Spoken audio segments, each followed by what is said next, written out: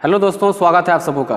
दोस्तों आज का वीडियो आपके लिए बहुत इंपॉर्टेंट होने वाला है, क्योंकि आप जिस यहाँ पे देख रहे हैं 28-29 दिसंबर का जो एग्ज़ाम हुआ था उसके अनुसार आने वाले एग्ज़ाम्स में आपका जो मैथ पैडागोजी होगा यानी गणित शिक्षण शास्त्र जो होगा उसमें जो पूछे जाने वाले जो सवाल हैं उसके लिए जो महत्वपूर्ण जो पॉइंट हैं आपको आज हम वो देने वाले हैं। और आप यकीन मानिए कि अगर आज का वीडियो आप एक एक पॉइंट को आप अच्छे से आप देख लेते हैं तो आपके मैथ पैडागोजी में कम से कम 4 नंबर से 5 नंबर आपके हाथ में रहेगा। तो आप आज के एक एक पॉइंट को बहुत ही धैर्य से और अच्छे से आप एक एक पॉइंट को समझ लेंगे। तो आइए दोस्तों आज का सेशन शुरू करते हैं। देखिए कुल आपको जो है 3, 2, 5 और अगले देखिए स्लाइड में आपको लगभग वही 6 या 8 पॉइंट मिलेंगे, यानी कि आपको 12 से 13 पॉइंट के अंदर में हम पूरा का पूरा ये पैडागोजी जो मैथ का है उसका एक पूरा निचोड़ हम देने वाले हैं। तो कोशिश करिए कि आप एक एक पॉइंट को अच्छे से समझें। दोस्तों पहला पॉइंट कहता है कि गणित का जो ज्ञान है उसका जो आधार होता है हमारी ज्ञानेंद्रियां हैं। यानी आप अगर मैथ पढ़ना चाहते हैं तो आपको पूरा कॉन्शियस होने की आवश्यकता है। ज्ञानेंद्रियां क्या होती है? आँख है, कान है, स्किन है, मस्तिष्क है, ये सारे चीज़ काफ़ी एक्टिव होने चाहिए। यानी गणित का ज्ञान पढ़ने के लिए आपको कॉन्सेंट्रेशन की काफ़ी आवश्यकता होगी। अब यहाँ से देखिए सवाल कैसे पूछ सकता है कि गणित के अध्ययन के लिए बालकों में क्या आवश्यक है। तो इस पॉइंट से आपने क्या सीखा? कॉन्सेंट्रेशन यानी एकाग्रता बहुत इंपॉर्टेंट है। तो पहला पॉइंट का जो मतलब है वो यही कहना चाहता है कि बालकों में एकाग्रता होनी चाहिए ताकि वो उसका जो ज्ञानेंद्रियां हैं वो काफ़ी एक्टिव रहे, सुदृढ़ रहे चीज़ों को सीखने के लिए। अगला पॉइंट दोस्तों क्या कहता है? गणित में अमूर्त प्रत्ययों, दोस्तों प्रत्यय को बोलते हैं कॉन्सेप्ट। अगर कोई इंग्लिश मीडियम वाले हैं तो ध्यान रखेंगे कि हम कहीं कहीं जहाँ हिंदी का दिक्कत होगा वर्ड वहाँ पे हम इंग्लिश बोलेंगे।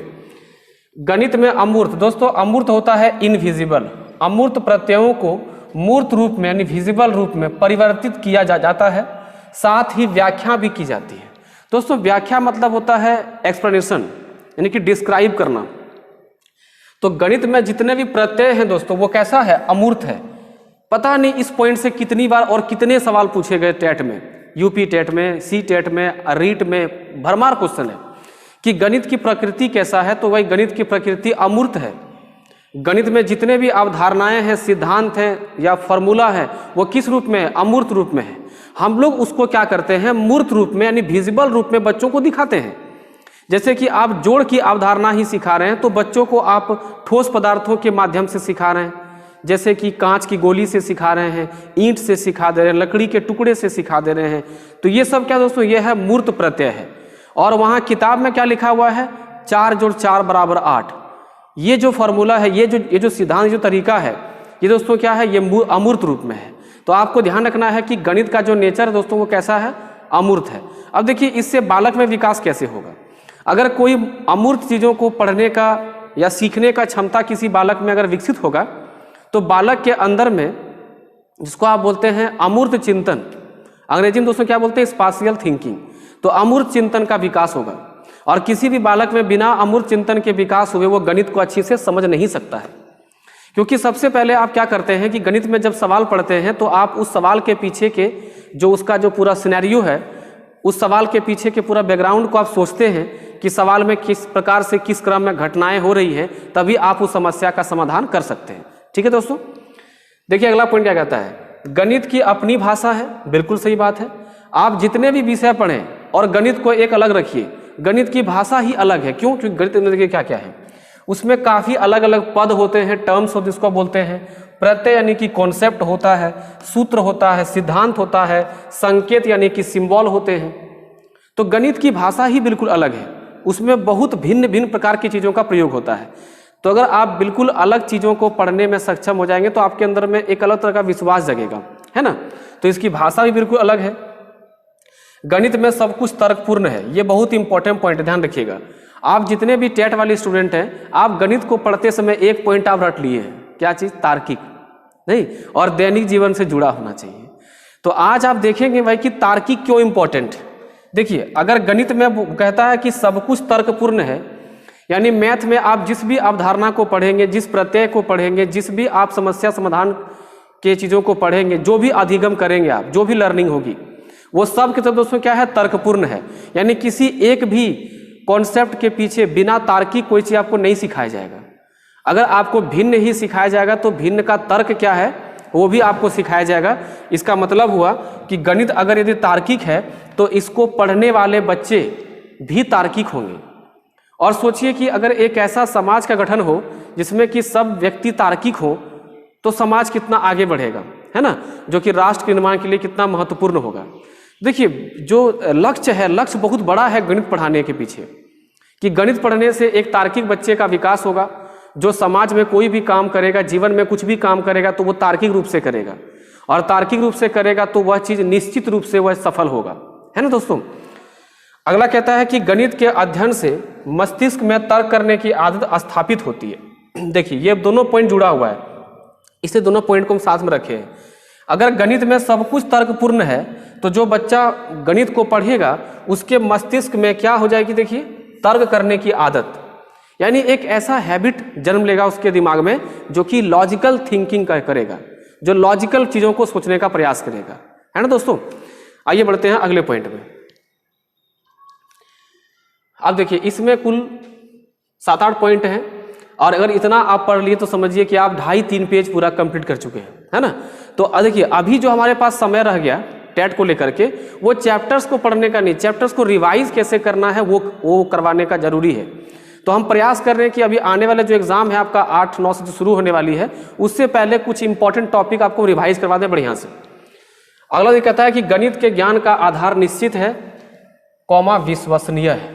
देखिए अगर कोई भी चीज़ का ज्ञान जो है वो दोस्तों कैसा है, अगर काफ़ी अधिक निश्चित हो, यानी वो बदलने वाला नहीं है, तो वो उस पर आप विश्वास कर सकते हैं। आप ऐसे समझिए कि आपके मोहल्ला में कोई व्यक्ति ऐसा है जो आज कुछ बोलता हो किसी मुद्दे पर और कल कुछ बोल रहा हो, तो क्या विश्वास करेंगे? आप बिल्कुल विश्वास नहीं करेंगे। जैसे कि आप मान लीजिए एक व्यक्ति बोला कि भैया आज जो है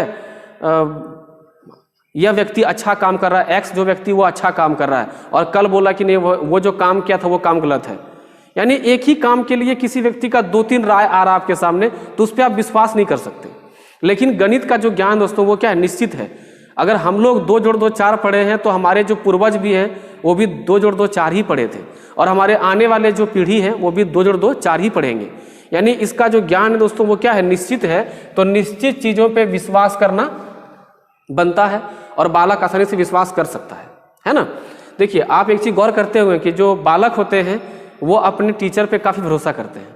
उसको लगता है कि जो टीचर बोल रहे हो बिल्कुल सही है, तो सही है तो आप पे भरोसा किया जाता है। इसलिए गणित का जो ज्ञान है वो बिल्कुल क्या है, बिल्कुल सही है, तो उस पर क्या करता है बालक, विश्वास करने लगता है ना। इसकी सत्यता की जांच किसी भी स्थान व समय पर किया जा सकता है। देखिए ये दोनों पॉइंट जुड़ा हुआ है। अगर कोई चीज़ निश्चित है तो उसकी हम जांच कैसे करेंगे, तो भाई उसकी जांच आप किसी भी स्थान या किसी भी समय पर आप ले जाइए, तो अगर उसका जो कॉन्सेप्ट है, जो उसके फॉर्मूलाज हैं, अगर वो नहीं बदलते हैं तो आप ये समझ जाइए कि उसका ज्ञान क्या है, निश्चित है ना दोस्तों। आगे देखिए, गणित का ज्ञान क्रमबद्ध है, यथार्थ है और अधिक स्पष्ट है। अब देखिए क्रमबद्ध क्या है, इसमें एक चीज और आप जोड़ लीजिए, वर्ड जरूरी है, एक वर्ड यहां हम और जोड़ देते हैं, वस्तुनिष्ठ। आप ये देखते होंगे वस्तुनिष्ठ, वस्तुनिष्ठ है। वस्तुनिष्ठ का दोस्तों मतलब होता है ऑब्जेक्टिव, ऑब्जेक्टिव। यानी गणित का जो दोस्तों ज्ञान है वो बदलने वाला नहीं है, बदलने वाला नहीं है तभी तो वो यथार्थ है। यथार्थ मतलब क्या, जो कभी भी चेंज ना हो, है ना दोस्तों, जो कभी भी चेंज ना हो, उससे हम दोस्तों क्या बोलते हैं, यथार्थ बोलते हैं। अब देखिए अधिक स्पष्ट है, तब देखिए यहाँ क्या लिखा है, निश्चित है। जो निश्चित होगा वो बिल्कुल स्पष्ट होगा, और जो बिल्कुल अस्पष्ट होगा दोस्तों वो क्या होगा, यथार्थ होगा। अब देखिए गणित का ज्ञान देखिए क्रमबद्ध कैसे है।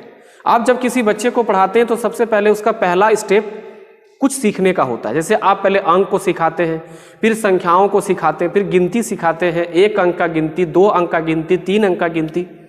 आप लोग भी जो पढ़ रहे हैं दोस्तों, आप में से भी काफ़ी लोगों को टेबल याद करने में दिक्कत होता होगा, इसको आप पहाड़ा बोलते हो। 17 8 भूल गए, 17 5 85 याद है।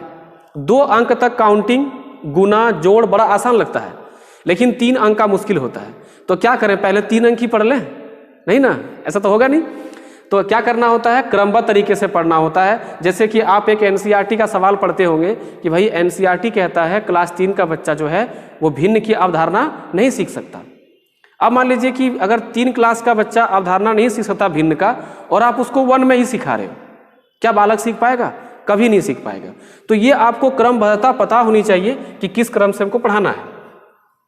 कहता है इसे ग्रहण करने के बाद भुलाया नहीं जा सकता है। देखिए ये ऐसा क्यों होता है, समझिए ध्यान से। देखिए जो बहुत ही क्रमबद्ध तरीका से हो, यथार्थ हो, बहुत स्पष्ट हो और विश्वसनीय हो, तो आप उस पर काफ़ी भरोसा किए होंगे, है ना। गणित के किसी भी कॉन्सेप्ट पे आपका भरोसा एकदम बहुत ही निश्चित रहा होगा, बहुत ही दृढ़ निश्चय रहा होगा उसके प्रति। आप उसको कभी भी रॉन्ग नहीं समझते होंगे, हर समय उसको लॉजिकली आप हर चीज़ सही समझते होंगे। तो आप खुद जरा सोचो कि अगर आप कोई चीज़ बहुत ही किसी चीज़ पे विश्वास किए होते हैं तो उसको भूलना मुश्किल है। एग्जाम्पल के तौर पे समझिए, अगर आप किसी व्यक्ति से जुड़े हुए हैं, उस पर पूरा भरोसा किए हुए हैं, है ना, और वो अगर आपसे अलग हो जाए तो आप उसको भूल नहीं सकते हैं, काफ़ी लंबे समय तक आपको याद रहता है। ऐसा क्यों होता है कि आप उस पर काफ़ी भरोसा किए रहते हैं, आप विश्वास किए रहते हैं, है ना। आप में काफ़ी स्पष्टता होती है, यानी फ्रैंकनेस होती है ना। तो वही चीज़ यहाँ पर है कि अगर जिसमें इतने सारे गुण हैं, यथार्थ अधिक स्पष्ट है, वस्तुनिष्ठ है, विश्वसनीय है, तो उसको भुलाना बहुत मुश्किल है। इसलिए गणित को जो बच्चा एक बार सीख जाता है उसको भूलना मुश्किल है, वो भूल नहीं सकता चीज़ों को। देखिए कितनी अच्छी इसकी प्रकृति है। गणित के ज्ञान से बालकों में प्रश्नात्मक दृष्टिकोण का विकास होता है। देखिए इससे पहले हम लोग एक पॉइंट पढ़े थे कि गणित पढ़ने से मस्तिष्क में क्या होता है, तर्क करने की क्षमता का विकास होता है। अब देखिए तर्क करने की क्षमता का विकास होगा दोस्तों, तभी बालक कैसा होगा, प्रश्नात्मक होगा, यानी प्रश्न पूछने की प्रवृत्ति का उसमें विकास होगा।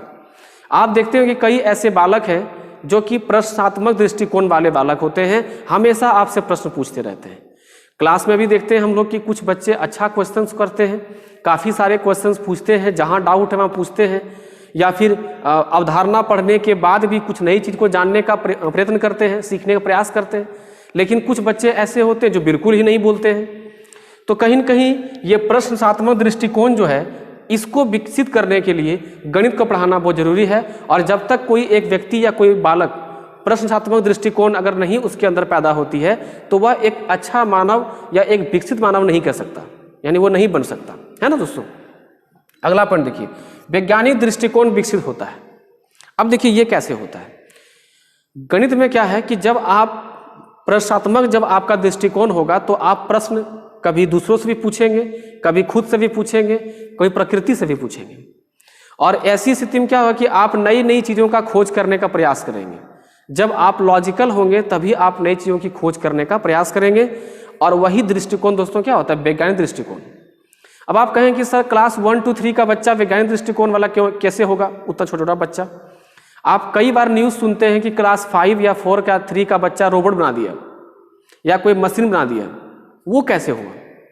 वो भी तो साइंटिस्ट हैं, भले अलग बात है कि बाल वैज्ञानिक हैं, छोटे साइंटिस्ट हैं, लेकिन जैसे जैसे उम्र बढ़ते चले जाएगी उसका स्किल और बढ़ेगा और वो एक बड़े साइंटिस्ट रूप में सामने आएगा, है ना। तो वो जो स्थिति है, वो जो तरीका है, वो जो विकास है उसका वैज्ञानिक दृष्टिकोण का, वो बच्चों से ही होना चाहिए ना। तो गणित में वो क्षमता है कि बालक में वैज्ञानिक दृष्टिकोण का विकास कर सकता है। बालकों में आत्मविश्वास और आत्मनिर्भरता का विकास होता है, यानी विकसित होती है। आप ये पॉइंट हुबहू याद रखना, आपके एग्जाम में डायरेक्ट छपता है कि गणित पढ़ने से बालकों में आत्मविश्वास और आत्मनिर्भरता, आत्मविश्वास हो क्या है, सेल्फ कॉन्फिडेंस, और ये क्या हो गया, सेल्फ डिपेंडेंसी, ये दोनों का विकास होता है। अब आपको मैं एक एग्जाम्पल समझाते हैं, क्योंकि एग्जाम्पल जानना जरूरी है आप लोग के लिए।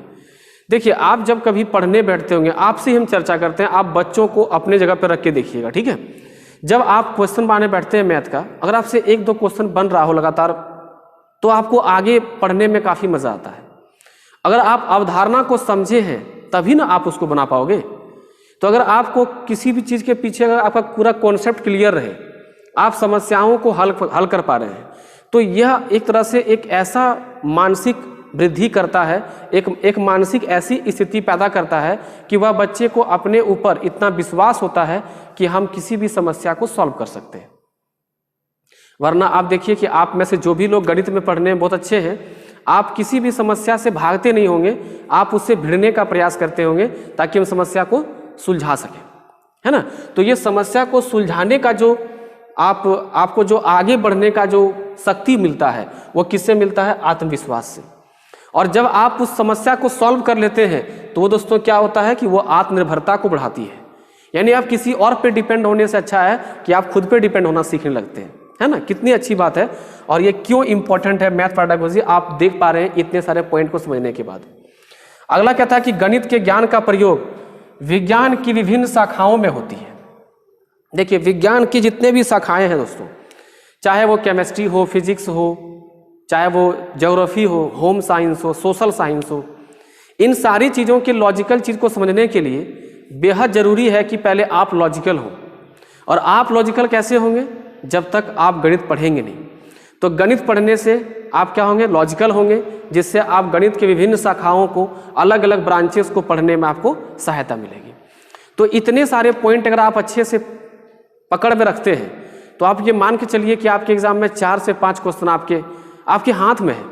आप एग्जाम दे करके आइए और जरूर कमेंट करिए कि क्या आपको ये वीडियो लाभ मिला कि नहीं मिला। या फिर जो लोग एग्जाम दिए हुए हैं 28-29 तारीख को, उससे पूछिएगा कि इन सब पॉइंट से आपको क्वेश्चन देखने को मिला कि नहीं मिला। जरूर ये पॉइंट से आपको उन लोगों को क्वेश्चन देखने को मिला होगा और आप विश्वास रखें कि ये वीडियो आपके लिए बहुत इंपॉर्टेंट होगा। दोस्तों फिर मिलते हैं नेक्स्ट वीडियो में एक ऐसे ही बेहतरीन टॉपिक के साथ। तब तक पढ़ते रहिए। जय हिंद।